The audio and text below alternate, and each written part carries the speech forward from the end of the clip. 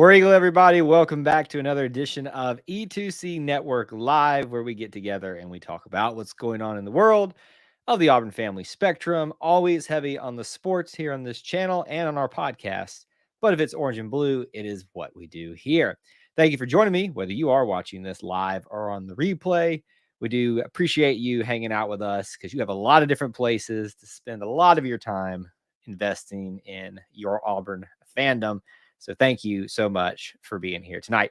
On tonight's live stream, the main topic that we're going to try to stay on track with is the first few practices of fall. Well, first few practices of fall. I was about to say fall practices, but fall camp for Auburn football.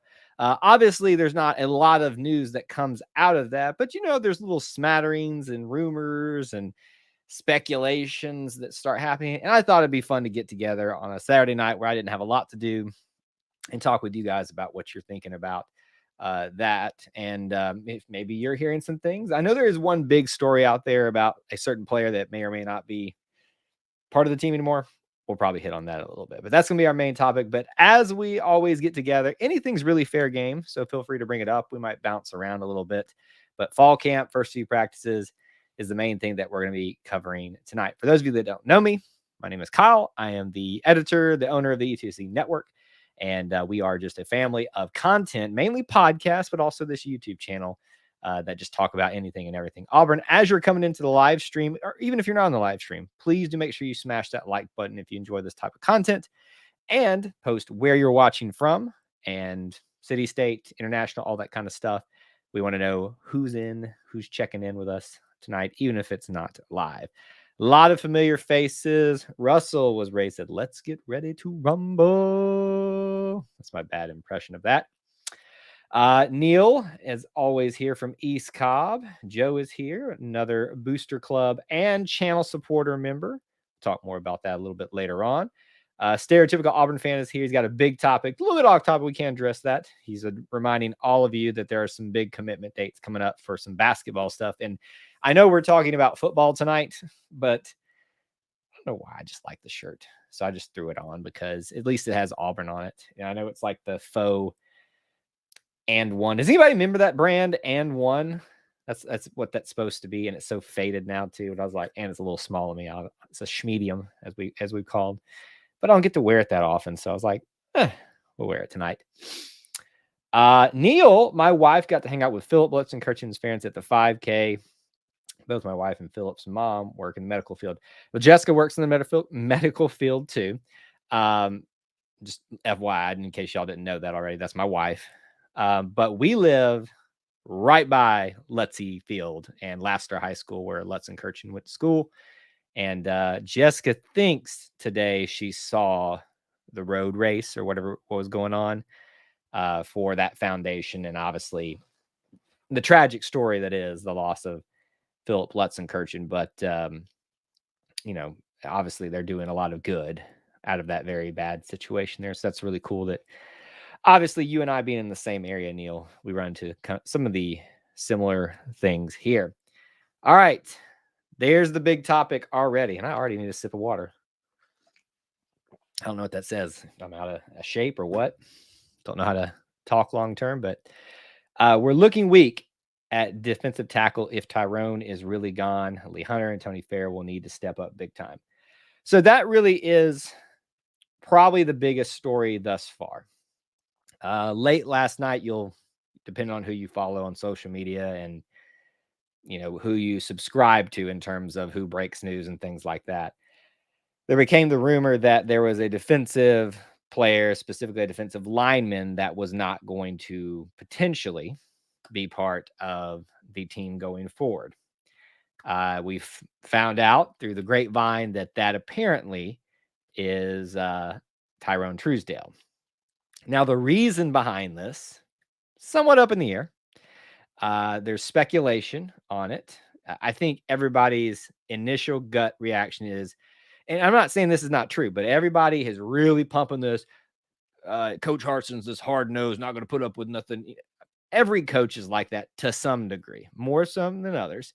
And fall camp is meant to weed people out. So I think that's everybody's gut reaction. But supposedly the official statement that you're getting is this is a family issue. So we don't really know what's going on with whether this is true or not, or if it's something as simple, I just don't want to be part of this anymore, family situation of things. But obviously, we're not going to know uh, that right now. Has anybody heard any updates on that you can like officially confirm? Not just that I heard it through such and such or this media group or media personality, something, but you yourself got any inside information? I would love to hear that. As I ask that all the time, it's like, well, so and so said it, so it must be true. I'm like, I can quote you when those people have been wrong.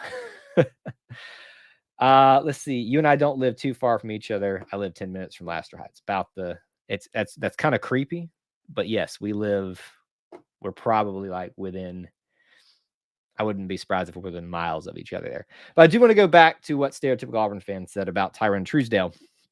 And so no matter what's happening here, we're not going to probably know the full story, but it is obviously very discouraging because there are several units on Auburn's team right now that are somewhat, shall we say, lacking in depth, lacking in experience, and are questionable.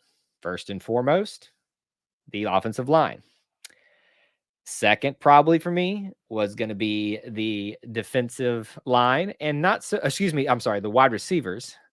Third for me was going to be the defensive line. And there really wasn't a lot of questions for me at that position.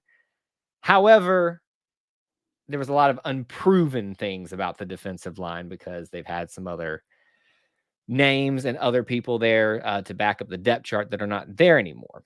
So if this proves to be true, and Tyrone Truesdale doesn't work back or come back to the team or stay part of the team, whatever, it really does put us in a bind in terms of senior leadership or upperclassmen leadership and experience. To stereotypical Auburn fans' point, Lee Hunter and Tony Fair will be getting some big time experience. Now, that's where probably great recruiting and anticipating situation like this comes in for Coach Harsin and his staff, where they bring in Tony Fair from junior college, right? I think that was junior college. I can't remember. Oh, no, that was UAB. But brings him in with some experience that can help provide, maybe some assurances at that situation. The other flip side of this is Lee Hunter. Lee Hunter is one of those commits. I won't go as far to say Carl Lawson like, but that's kind of the feeling I get. Kind of a once in a class type of talent that if you're able to snag them, they kind of are the linchpin for whatever group, but also unit, meaning offense or defense, for the future. And that's the feeling that I get with Lee Hunter. So yes, it might be a little scary to depend on Lee Hunter, who's not experienced at the college level yet. But if he's as really talented as we think he is, might not be such a bad thing. Might not be. We'll see. JJ McKee's going to have to step up as well. I had completely forgot that JJ McKee's had moved over there. I'll be honest with you. I completely forgot about it. But the dude is such a raw talent. We just need to get him on the field whatever way we can. Because you don't just need to put sideline talent on the sideline and not use it. And this will become something that he can provide depth, even if he's not ready to be a starter there. Met a wild Bruce Pearl yesterday at Lake Martin. Unbeaten Lake. Is that why your name's Unbeaten Lake? Really amazing guy. I'm interested to know what you mean by wild. Was he in rare form? Is a nice way of saying that. I hear a lot of people about seeing Coach Pearl at the lake or seeing him. And I just realized that we've got lights going on in the background. So I apologize for that. But I hear a lot of stories like that he's very friendly at their lake. And I don't mean that in a weird way, but like in a good way. Imani, of course, I will say this about Imani. You are taking the cake, or at least competing with Casey for hyperbole and optimism and barning. How about that? And I love those type of people, but I don't know that you can solidly say that we are going to be competing for a national championship this year with some of the other issues that are going to, are we're already evident, but some of these other things that are going to rear their ugly heads as time goes on throughout fall camp. Now, this is what happens with a transition. Y'all have heard me say that before. There are growing pains, people that don't want to be part of this system, this way of doing things, that are more loyal to the previous staff. I'm not saying that's what's going on with Tyrone, but you got to think that plays into it a little bit, unless it really is just a true family situation that we don't have any business being knowing about, or, just something that's going on that they have to deal with. Who knows? But not going to win a national championship, though. Lee, what's the update on the wideout from Georgia? Is he at practice yet? Last I heard, no. Now, remember, we talked, Lee, if you were here on the last live stream we did, breaking down the press conference with Coach Harsin. He said and acknowledged that there were still some, well, he confirmed what Bo said at media days, and said that Demetrius Robinson had to clean up a few things academic wise. What that means, we only can speculate, right? Is it because his grades are bad, or is it simply because what happens a lot with schools, credits don't transfer? Apparently, that's what happened in basketball with Desi Stills. He wanted to transfer from Arkansas, couldn't really get those credits to transfer over, went to Arkansas State instead. Because you can't really go back to Arkansas once you've left, right? It's kind of be a little bit awkward. But last I heard, he was not there yet. Coach Harsin at the press conference conceded that he would not be at the first day's practices, but that was yesterday as of this live stream. And I haven't heard anything since. So I wouldn't be overly concerned by that, because these things take time. They take a lot of confusing situations to figure that whole thing out. It's a little scary, though, with the other the other things that are happening with Tyrone maybe not being there. It's not really the way you want to start fall camp. And let's think about this too. I know, and some of you that are maybe watching this on the replay too, that see this and hear this, are still convinced that Bo's not going to be the starting quarterback. And I will be the first to admit I was wrong if I'm wrong on that. But Bo's going to be the starting quarterback. When we don't have a preseason where there's not a true quarterback competition, meaning there's not one with experience versus one with no experience, there's always a competition, really. I think it should be that way, and I think it is that way. But is it really? He's got the talent, he's got the potential, he's got the experience and the leadership. Bo Nix is going to be a starting quarterback. So when you don't have a preseason focused on something like that, we tend to focus on some of these other things, and they take center stage.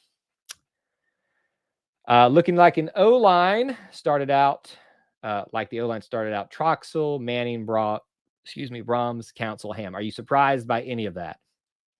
I was not. There are some names I think that could be pushing for time, but I hope this is the year this group stays healthy. I think Brandon Council is the one that's coming back from surgery. Correct me if I'm wrong. But I really think that if they can stay healthy, they can get this figured out this year. Not to say that they're going to be the best offensive line in the land, but I do think that they're going to be better, and hopefully significantly better. Alex Jackson can switch back over to D-line if we need him to. The problem is, do we need him at depth at offensive line? Frankly, I would rather us solidify the offensive line first, because that's been the biggest Achilles heel. And I know that may put you at a deficit on the defensive side. Personally, that's what I would like. You know what?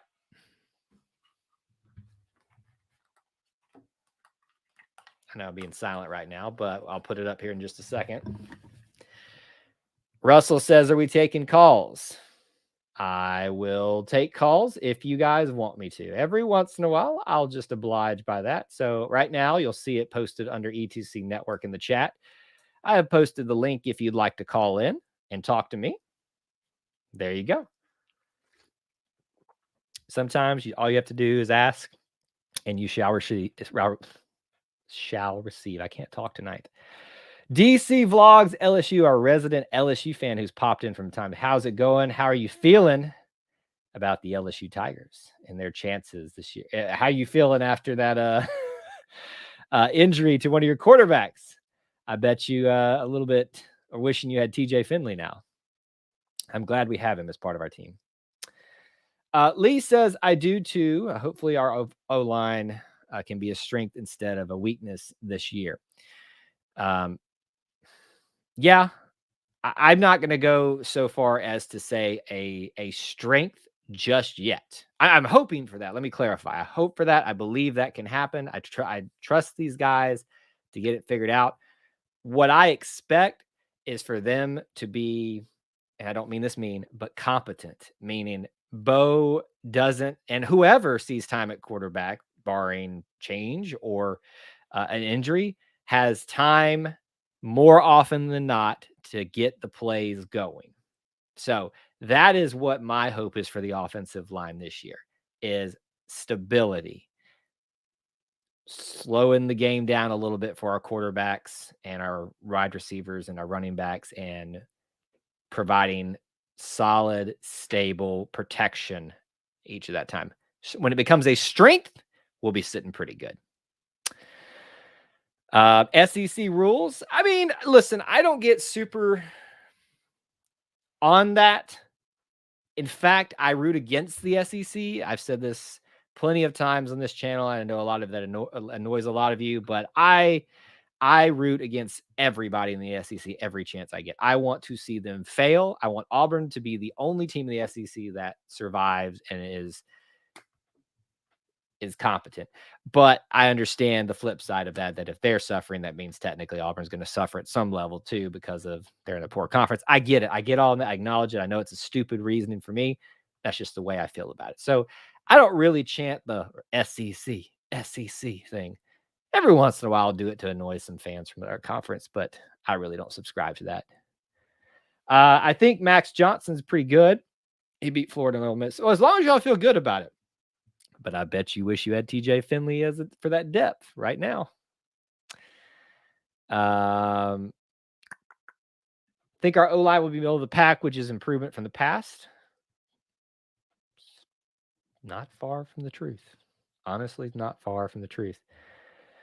I didn't know Max's dad was Brad Johnson, of the Super Bowl quarterback. But if you ask a lot of people here, it doesn't matter who your quarterback dad was. It only matters how you are. I agree with that to some extent. I feel like I missed something earlier. Let me back up here.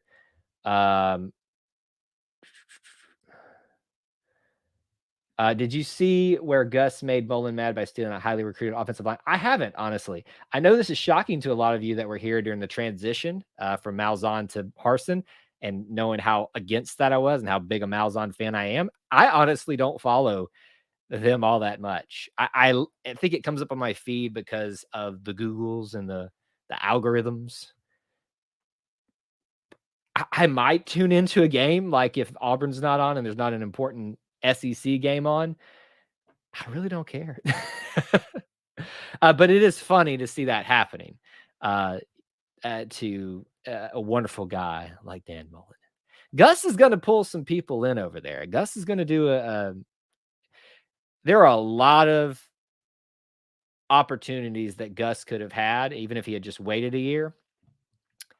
I don't know that he could have found a better situation for himself in the current position he finds himself in overall. I think it's going to be pretty good for him. Yeah. See.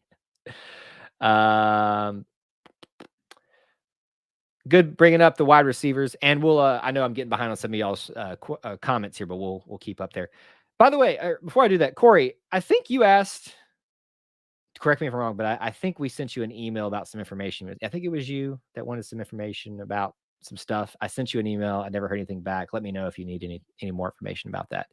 Javaris Johnson will be a breakout receiver this year. Auburn fans will believe when we go to Happy Valley and demolish Penn State. Listen, I think we are highly capable of upsetting, and it will be an upset, Penn State on their home turf in our first year under Coach Harsin. In fact, of all of the games that I put up in question, that being Penn State, LSU, um, Alabama, Georgia, and Texas A&M.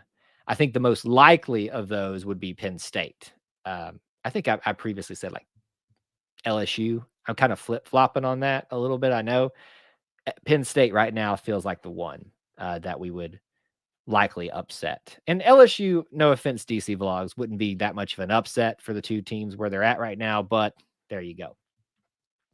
But back to your comment about receivers. There's discussions from who you subscribe to, who you listen to, who you follow on social media, that there's still a big problem with dropping the ball from our wide receivers. Is that a shock to anybody, really, though? It's not to me. And I don't say that to be conceited. I say that you just need to look at what was happening last year with a lot of them. Outside of Anthony Schwartz, Seth Williams, Elijah Stove, and them to some degree, that dropping the ball was a big problem. So you had a situation where you had an offensive line that couldn't protect their quarterback, made him feel like he had to run more often than not. You had a quarterback who then didn't trust the offensive line and felt like he had to make plays too much. And then when he would get the ball to the wide receivers, they'd drop the ball. That's a disaster, an absolute disaster for a quarterback. So, big question for me. What are these young, highly talented, somewhat dependable in terms of the history that we've seen thus far, wide receiver is going to do this year? Which makes more important Demetrius Robertson, I can't remember which way it goes, him getting here.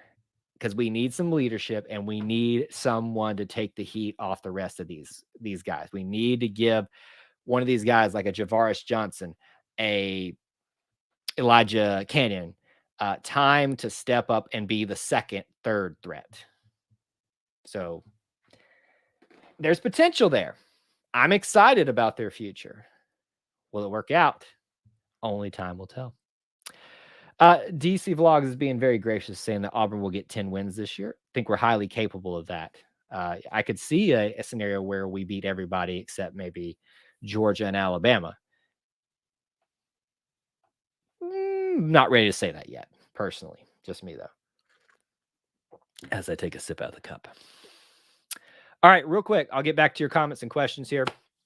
I always want to remind you at certain points in the show, if you haven't, please check out the links in the description. One of the things I'll draw your attention to is in the chat window right now, over one of these ways. I can't remember which way it is on the mirrored screen.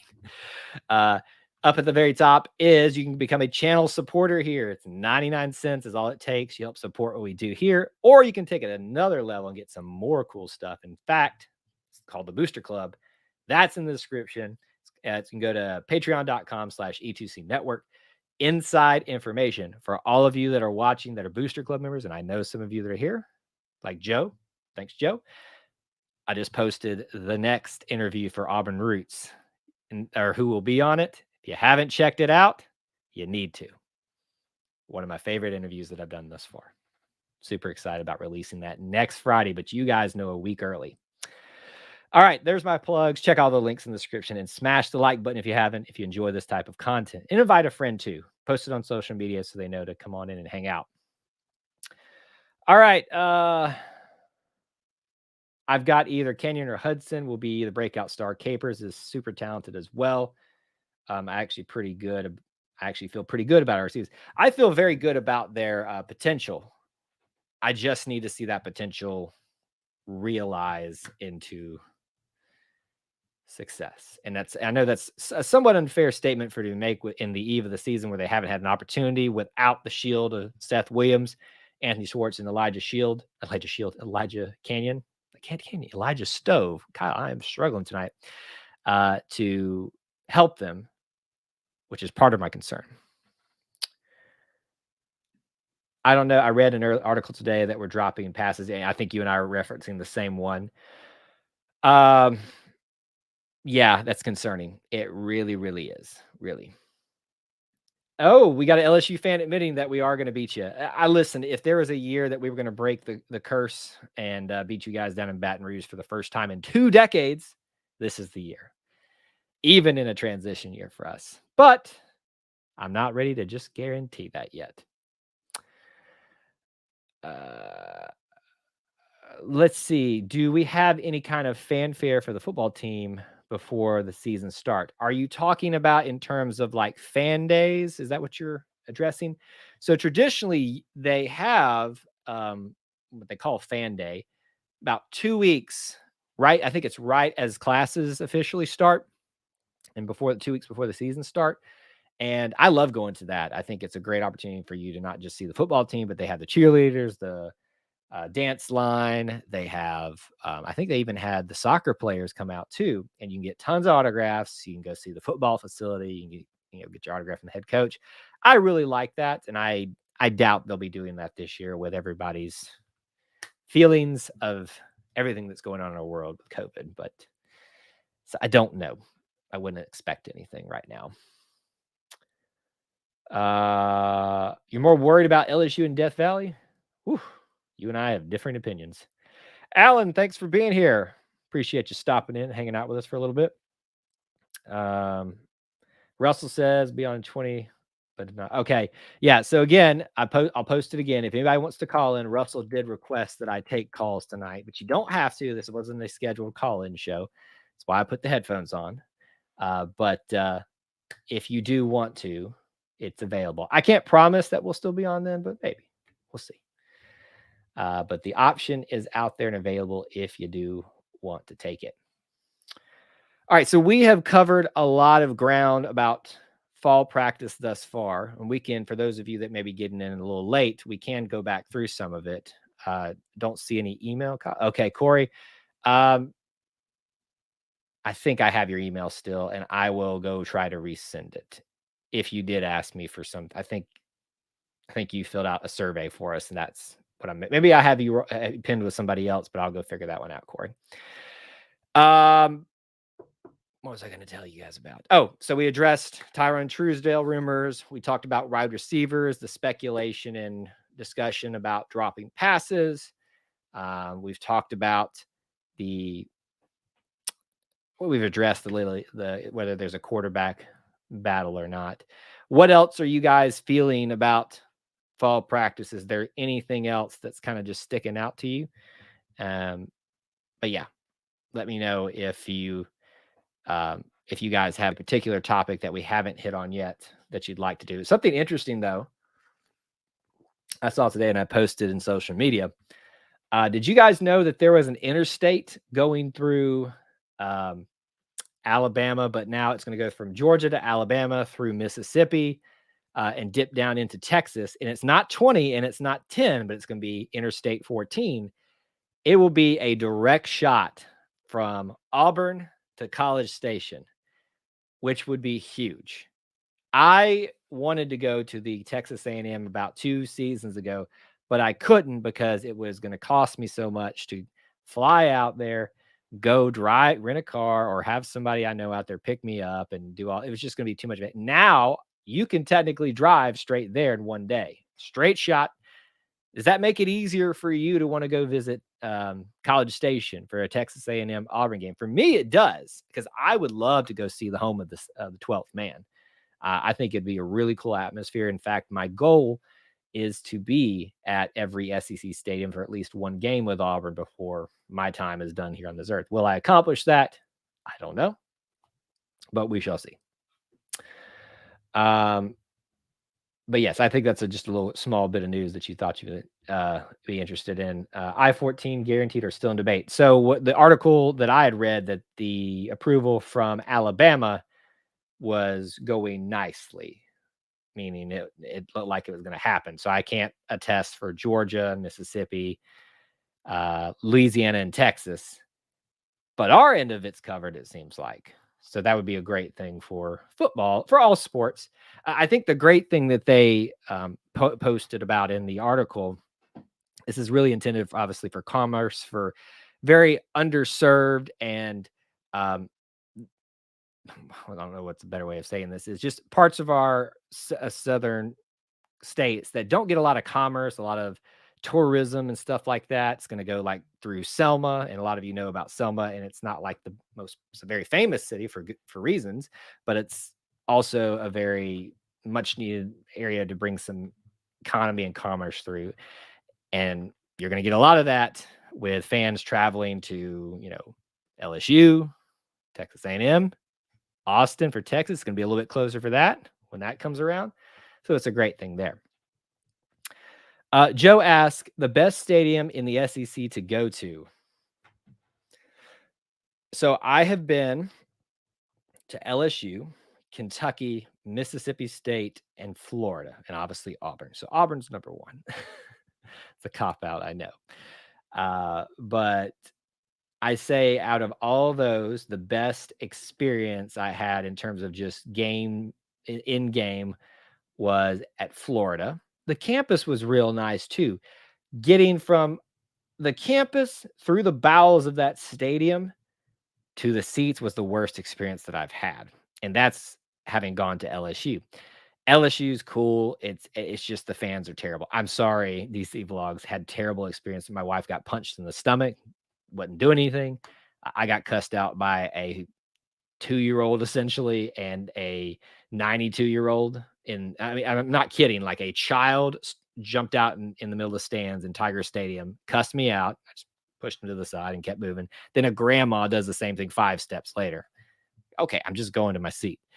Kentucky and Mississippi State were pretty annoying. I think if I had the opportunity to go to Texas A&M, that would probably be my coolest one. Just thinking. Will there be an interstate from Auburn to Norman, Oklahoma? Don't think so. But you never know. It's going to be probably better just to fly out there, honestly. Your best bet's 20. And then going up from Dallas, I think. Probably a little bit more of a direct route than that, but that's just me. Yes, there will be great opportunities for that area. Let's see. The best is certainly not Ole Miss Stadium ugly. It always does look a little ugly. I've heard Arkansas's now looks pretty good after they did their whole remodel and reinvesting into things, but I just can't muster the strength to go to Fayetteville, Arkansas. Not for me. Not for me, my friends. Not for me. But I'll do it someday. So if I had to pick, my next stadium would be probably Georgia. I don't know that I'll get to do anything this year. Actually, I'd love to go to Tennessee next just to see Neyland Stadium. Heard the steep, like angle with which you watch in the upper decks. I've heard it's pretty intense. That'd be pretty cool to see. Trying to find a road game to attend this year. Any suggestions? All right, so your options are Texas A&M, LSU, Mississippi State, Ole Miss, Penn State, and that's it, right? That's the 5. I think I've got them all there. If you had one to attend, Penn State. It's not going to happen again, probably forever. After that, I would say South Carolina. I think that's the other one. Did I have that right? Or is that here? I can't remember. It's South Carolina. Am I have that right? Because there's 7 home games, 5. Doing math in my head right here. Anyway, I would go to the ones you have the least opportunity to go to again. So if that's the cross divisional one that won't come around, I would go to that one next. But if you want game experience, LSU this year, I would go to. As bad as I had an experience there, it's going to be fun if we see a win there. I was cussed out by an LSU fan at McDonald's years ago, proudly threw a Coke in his face. Wow, Neil. I can't say that I've done that, but hey, I've experienced worse than them, so I won't fault you for that. Ole Miss at Auburn, right? No, that Ole Miss, Mississippi, all the Mississippi teams are together usually, so that'll be the season in Jordan here. Florida in Jacksonville is the only SEC game you can drink in. Well, there is that. Mississippi State. That's an easy. I don't know where you live, Joe. I can't remember. That's a very easy drive if you're in the state of Alabama. You can roll through Tuscaloosa too on the way there. Fly on your Auburn flags too if you just want to have fun with that. Just got to deal with those cowbells. Oh, if the cowbells weren't there, it was from what I remember 10 years ago, 11 years ago, it was a pretty nice stadium for its size and the type of program they have. Those cowbells, they just ruin the experience. Just ruin it. Absolutely ruin it. Jackson, Tennessee. I think Jackson's on this side, meaning Knoxville side, if I'm correct on that. Or is it? If it's on the west side of Tennessee, I would go to Mississippi State if I was you. Just saying. All right. We kind of bounced around. We can keep bouncing around on topics here, but fall practice stuff. Other thing that I wanted to talk about. How do you guys feel about this? And I think probably other coaches and regimes have done this at Auburn or outside of Auburn, but I was just interested and noticed this in Coach Harsin's press conference, and they did it. Was that they were going to have a veterans only practice and then a newcomers practice. How do you feel about that? Like, what do you see the advantage of doing that? I see the advantage of doing a newcomers practice because instead of throwing them into the fire and saying, this is how we do things, figure it out with the veterans, which I think that's probably a good thing too. The newcomers together can be shown, this is what a practice looks like. These are your expectations. Don't do this, do this. These are, just be ready for this time. And then you throw them in with everybody else who's already kind of knows the drill. The good thing is, though, is that this season, everybody's on a new playing field, so to speak, in terms of traditional practices, because it's a new coaching staff and things are being done differently. So in a traditional year where there's not a transition from a new coaching staff, I would say I don't really get that, but maybe it is a good thing where you have new coaching staff wanting to tell the veterans, this is how we want things done. Lead the way. Newcomers, this is how things are done. Follow your leaders, follow your upperclassmen, your veterans, the people that have been here in the program. What would the other group be doing if they aren't in the practice? Well, I think they were probably in meetings and film study or weights while the others were not doing that. Or veterans, I think, went first yesterday. They get to do all the drills first. They get the morning off, the younger guys, and the younger guys come in the afternoon, and veterans get the off day. Personally, that's how I would have done it. I'm not coach though, so don't. I guess you take what I say with a grain of salt, because what do I know? I'm not paid six figures to coach football. Would be nice though. They should treat the newcomers like the guys in the movie Dodgeball. If you can dodge a car, you can dodge a ball. Hey, listen, I'm all for, what's the nice way of saying, hazing is basically what it sounds like, but not hazing, but kind of breaking them in. You know, this is college. This isn't high school. Yeah, you may have had it tough in some ways in high school, but this is college football. Everybody's faster, everybody's stronger, everybody hits harder.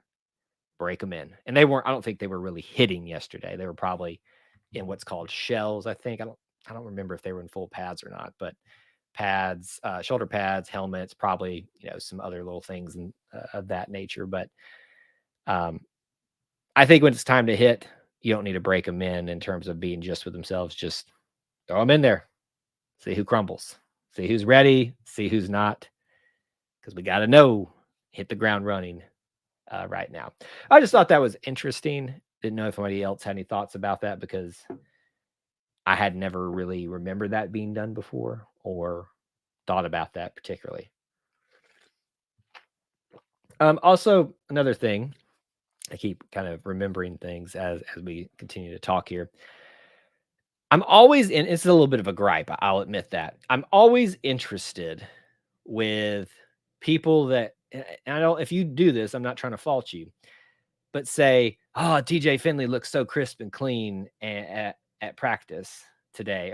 And I saw this specific comment and I'm like, wouldn't you though? Everybody looked that way. How I guess I don't get to the point where I'm making definitive statements about a quarterback when they're not even hitting, and these are just basic drills and stuff. Like, everybody to some degree is going to kind of look that. And obviously TJ is the fresh face. He's the guy that everybody you always love the guy who's, what's the saying is, you always love the backup quarterback because you haven't really seen him play yet.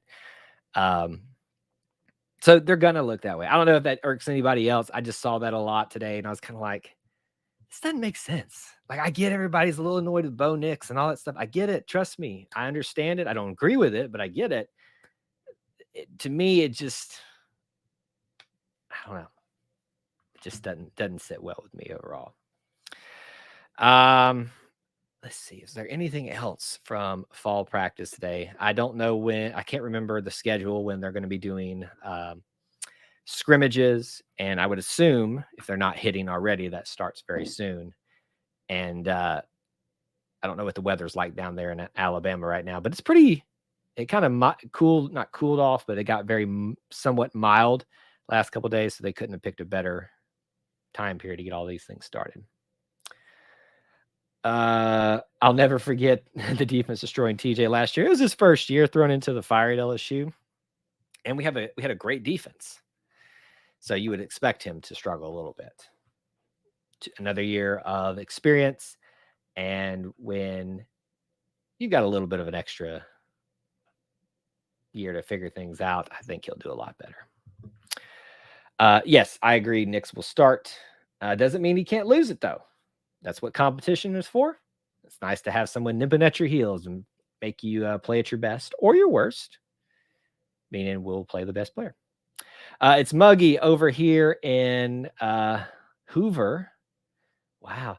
All right, we do have someone trying to call and connect. Russell, I don't know if you can hear me. I see that's you. It says your devices are not connected. So unfortunately, I cannot help you with that in any way, but keep trying. I might kick you and let you call in again. So if you can hear me, try one more time. I'm gonna kick. Oh, there he goes. Try one more time. It's muggy in Hoover.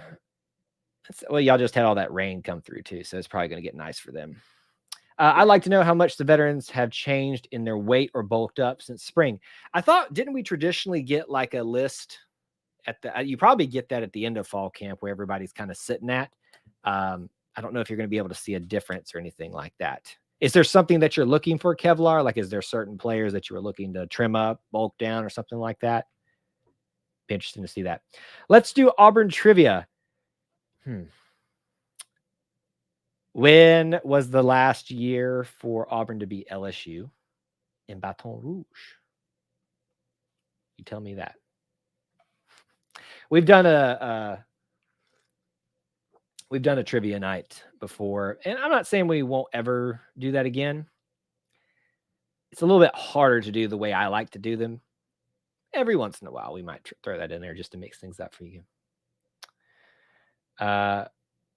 We didn't have a great defense last year. Well, you're also the guy Monty thinks we're winning the national championship this year, so I'm just messing with you, man. I'm going to disagree with you on that. I'm not saying we had the best defense we've ever seen, but we had a pretty decent defense last year. They held as long as they could with an offense that was not supporting them. 1993, I believe that is correct. There you go. Russell, it looks like you're still trying to call in. Unfortunately, it says your devices are not connecting, so it's just not working, unfortunately. Let's do Auburn trivia with Clint. We could. He's not going to be here tonight, but I'll talk to him about that. He might actually go for something like that. So I will. It's not actually a bad idea. So I'll get with him about that. Clint will be coming up very soon. Well, this Wednesday night, remember, we do a live stream every Wednesday night, unless something comes up, just whatever y'all want to talk about. I'm hoping to have another guest with me, just a friend that actually I've been trying to get on for over a month, and we'll still take call-ins and stuff like that, but he'll be someone that you can kind of hear me shut up for a little bit and hear another perspective. How do you call in, True GA Champion? Right there. There's the link. Give it a try. Your devices have to connect. Russell's been trying to do it for the last 5 minutes here, but he hasn't been. Was it 1999? I thought it was later than that. I could be right. I could be wrong. I thought the 93 time was the. Was it 99? It would be 99 because that was the year with Rudy Johnson and Ben Leard, and we only lost to Florida and Mississippi State. So that is correct, I believe. I could be wrong. Jacob, what's going on? Good to see you here. Thanks for hanging out with us. We're still hanging out for a little bit. We'll be done in just a little bit.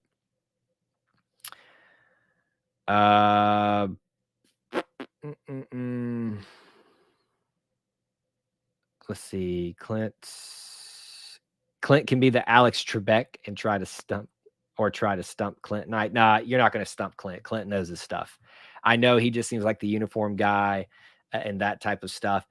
Clint knows his stuff. In fact, we've even talked about, we ask you guys here your opinions about doing it sounds boring, but I don't think it would be a seminar, like an hour or two or something like that in Auburn, just like where we get together and talk about something historical in Auburn's history. And it can be like vaguely sports related because we both love the history of Auburn and things like that. So if anybody would like that, let us know. We'll consider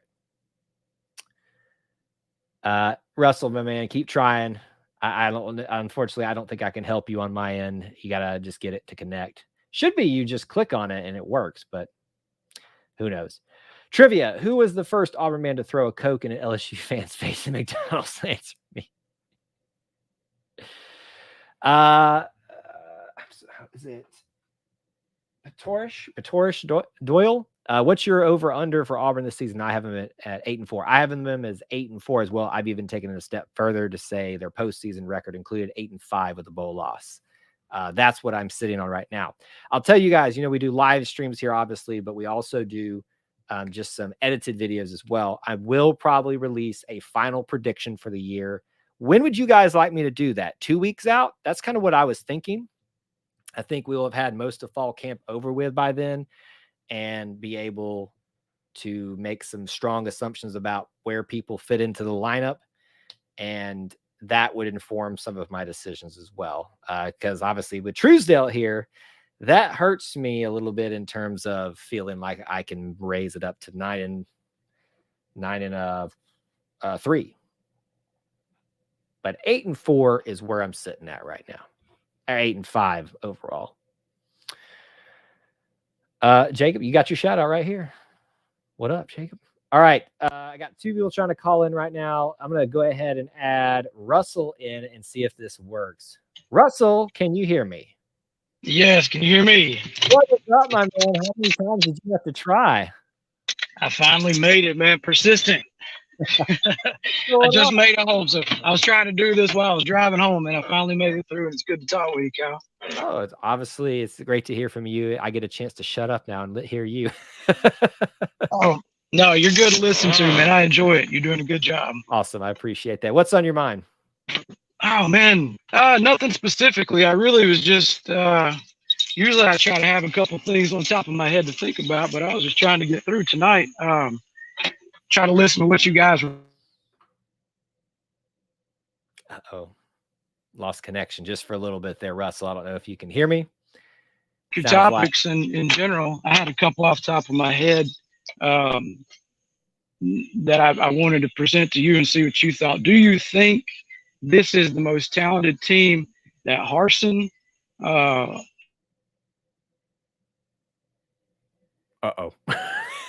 I was hoping Russell, I don't know if we're going to be able to make out that question. Unfortunately, I think part of the problem is the connection. All right. Unfortunately, Russell, I will have to remove you from there. Okay. We'll keep Russell, if you can hear me, man, keep trying. Unfortunately, I think the connection is not just going to let's see. I'm trying to make sure I do all this right. If you want to join. No. Okay. All right. Try again, Russell, if you want to call in. But unfortunately, some of those things sometimes they don't work out. Let's see here. Going back up to see what everybody else is saying. Who's the only SEC baseball player in the MLB Hall of Fame? Frank Thomas. Right? Or is it somebody else? Russell, we'll try one more time, buddy. Are you there? Yes. What did you hear? Did you hear anything I said? I heard. I got a couple of questions for you, and that's about it. Okay. I'll try to expedite this. Are these most popular team, or not popular, most talented teams you think that Harsin and Mason have had the opportunity to coach? And I won't include Bobo on that list because he's had some pretty talented teams to coach. But That was one of them. But yeah, just to kind of get things started. Sorry, it kind of took me by surprise. What do you think about that question? No, that's actually a really good question. Trying to break that down in my head actually real quick. So let's break it down this way. Coach Harsin's been a head coach at Arkansas State and Boise State. We probably would never Arkansas State doesn't equal Boise State, much less the SEC. Boise tries to play bigger talent, which means they probably can recruit better talent.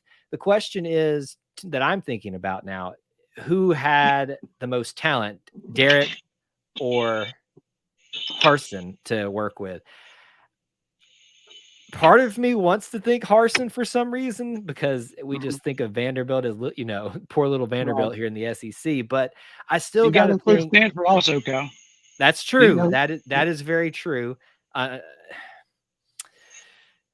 he has some pretty talented defenses that Stanford Mason did, but he's got a defense now that they look pretty good in my opinion. They may not be the greatest defense we've had, but they actually could surprise some people this year. Go ahead. I'm sorry, I didn't mean to interrupt you. No, you're good. You're good. I think probably I'm leaning that it's more talent than Harsin has seen as a head coach. But you raise a good point there with Mason coming from Stanford, not as a head coach, but coming over as their defensive coordinator over to Vanderbilt as a head coach. He probably has seen more SEC level talent because he's not come up from some of the smaller conferences in major roles. So yes, I think both of them, this is probably the most talented, because whether you feel that we recruited well under Malzahn or not, you can't argue that we weren't bringing in pretty high SEC talent. To what degree, we can probably all, have some discussion about. But yeah, he probably walked in and he said, you know what? The cupboard is not bare here. I feel really good about this situation. That's why he said when he got there, he said it was like being a kid in a candy store, all the, options he had to work with. And to me, that statement kind of spoke volumes. And he wasn't, I don't think, taking a shot at Vanderbilt players he has, but it's pretty obvious. Auburn recruits on a different level than Vanderbilt does. So, for him to actually have the opportunity to possibly run some things at Vanderbilt, he wasn't able to. And he wasn't uber successful at Vanderbilt on defense, but what he was working with in a few of those years, he did really, really well at Vanderbilt for what he was working with. So when I take that into account with what I think he's going to have to work with at Auburn this year, and people say, oh, it's going to be harder. Yeah, it is going to be harder, but also he's been doing this in the SEC with way less talent. So if he even has a mediocre offense this year, if Harsin and Bobo can put that together, ingredients for success, I think they're there. But I was just wanting to get your take on that, and also about Harsin. Harsin has some pretty talented offenses at Boise State, but I'm pretty sure this one's going to be the most talented that he's ever worked with. And Tank being what he is, he's probably never even had a running back like Tank. Right. And with them being quarterback whisperers, apparently, Bobo and Harsin, that's exactly what Bo needed. He never had anybody whispering in his ear at Auburn. He needs a couple of those guys whispering in his ear. And I think he's got two of them now. And I see the recipes there for success. And we all need to stay a little bit positive and not drink the whole gallon of Kool-Aid, but having a sip every now and then is not too bad, because we got an offensive line that's full of seniors and people want to bash on them. And believe me, they look terrible in some of the games I've been rewatching from last year. Not, terrible. I should, they just didn't perform up to what they should have. But, throughout history, it's been proven that senior-laden offensive lines have always been better, at least than the year they were before, typically. And it's not every case, but, 90% of the time, your senior-laden offensive line is going to be drastically improved. Yeah. And the fact that these guys have been disrespected and now they're being pushed harder than they've ever been since they've been to college. So you take those two things into effect. They already had talent and they may not have been playing up to what they should have. They're going to get pushed as far as they've ever been pushed right now. And they're hungry. They've been disrespected. They're hungry. And I've got a good feeling about this Harsin effect. It's almost kind of feels like people used to say kind of Pat Dye's. It's feels like we got a little bit soft at times, in my opinion, the last few years. And I love Malzahn, and I'm on your side, Cal. I didn't think we should have got rid of him, because I was looking forward to this season the past 2 or 3 years, because I saw how the classes were adding up. And this was going to be the year Malzahn was going to make a big run. So I was pretty upset when they got rid of him after the COVID year and no spring and, all the issues on the offensive line with injuries last year. But now that things have played out, as an Auburn fan, we move on and we do the best we can. And just because we don't agree, sometimes things are better on the other side. And I believe we got a lot better than what I thought we were going to be in the year after Malzahn was fired. Because I was really wondering if we had that possible SEC championship caliber team like I saw with Malzahn maybe coming back next year. And because, things would have been a lot different. People think that's crazy to say that, but, Seth Williams may have came back for his senior year. Yeah. My goodness, things could have been like that. Sorry to be long-winded. I've been trying to get through in a long time, but yeah, just I like the show, Kyle, and Appreciate that. and I won't keep you any longer, and try to call back as often as I can, man. Hey, Russell, I appreciate it, man. You gave us a lot of good things to talk about here, so I appreciate that. Okay, Kyle, it's good talking with you, bud. Good talk to you, man. Thanks. All right, God bless. All right, so a lot of good things that he brought up there. I agree with him on, I think, pretty much all of that. The offensive line, they have something to prove.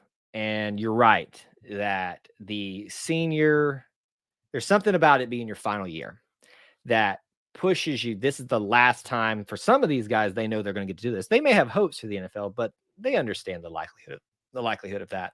So when you combine the disrespect that they kind of put on themselves, but also that they've now probably been getting over and over again, probably somewhat unnecessarily, there's a difference between criticizing and disrespecting. And that's where we try to stray from the most, but we're not going to also sunshine pump that things were great. And I think everybody acknowledges that on there. I agree. I think that they have the highest potential to surprise people this year, but they're also working up from a place that was not very good as well. So I think obviously Harsin is still seeing a lot more talent, as you brought up, than he's ever seen before, and is jumping at the bit. The thing that I think, switching a little bit back to earlier what he was talking about, Mason saying like a kid in a candy store, I think he's a defensive back guy. Think about what he just walked into. Arguably the best part of not just offense and defense, but unit is our defensive backfield. It's deep. It's super talented. It's the most secure of all of those, probably closely right behind that linebackers and running backs as well. I'd probably throw up there with linebackers too. That's a kid in a candy store for you. Derek Mason has seen probably more talent than Harsin has being in the SEC, but not like this. He's walking into a good situation. All right. We got really behind on a lot of comments there, but obviously that's great. And we'll probably not be able to hit all of these here. Who do y'all think will be our starting wide receiver? Well, you have several starting wide receivers. So if you're talking about the big guy, the guy from Georgia looks like he'll probably be the main one. I really, honestly, outside of them, there's so many guys that could be the next great wide receiver at Auburn. I just don't know who to pick. Sometimes I think Canyon, sometimes I think Javarius Johnson, sometimes I think Capers. I don't know. There's so many options out there. I'm going to go with a guy, though, that I think is experienced enough in the SEC, though, this year. Derek Mason's a great motivator. As much as X and those guys, he'll have the defense playing with fire. Yes, I agree with that, too. I wouldn't mind seeing a little air raid, a little bit more than from Harsin. Oh, I hope not. I hate the air raid offense, and that's just me. I know that there's probably some great things about it. Just a full disclosure here. I hate the air raid offense with a passion because I am a ground pound it type of guy. I want a solid running game. And I know you could probably throw elements of it and not just focus on it so much. When I hear air raid, the only thing that makes the air raid tolerable to me is Mike Leach. That's it. That's absolutely it. Auburn's D is ranked 4th in the SEC as of right now. I think that's probably a fair placement when you consider some shuffling that's happening in the front part of the defense as opposed to the back half. And that you're seeing the high ranking because of the defensive backs, and people recognize that, and probably the security that we have at linebacker. If that defensive line, especially with this Tyrone Truesdale thing, was a little bit more secure, Oh boy, Auburn's probably in the top right there. Monty with the 15-0. Hey, I love it, man. I really do. I hope you're right. Just don't see it happening.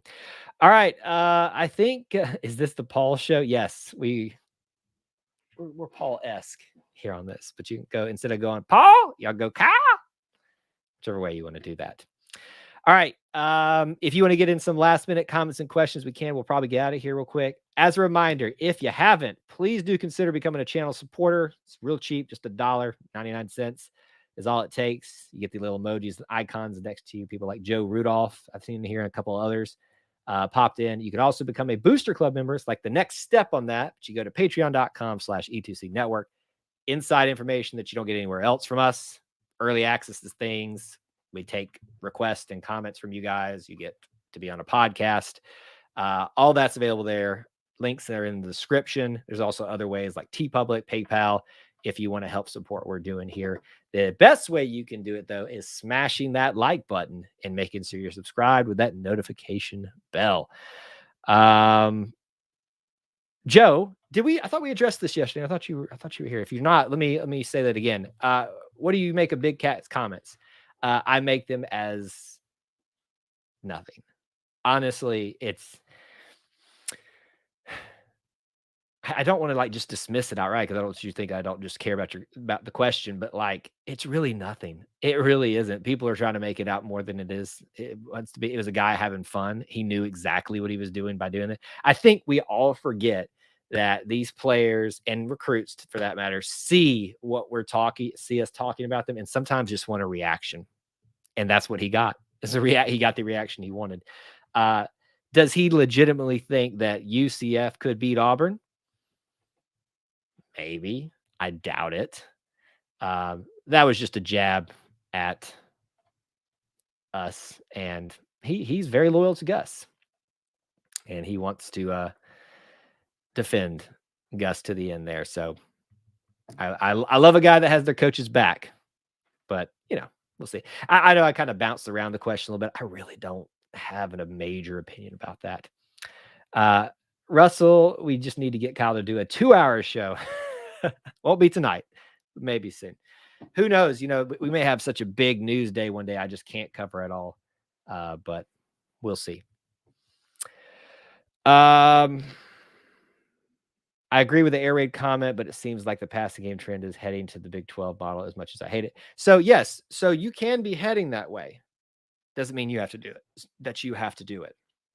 There are other ways to be successful outside of that. And I would much rather us. Auburn has made a reputation, and in a good way, of shucking the trends, being a little bit different, not following the popular thing to do. Like everybody wants to be Alabama now. I continue to be pleased that we did not hire an Alabama or a Nick Saban acolyte. And I get Pat Dye was an Alabama guy first. I get it. I'm not saying it can't happen that way again and be successful and be great. But I would much prefer that we continue to be different. And there were a lot of people I was worried we were going to be hiring that were Nick Saban acolytes. Very worried.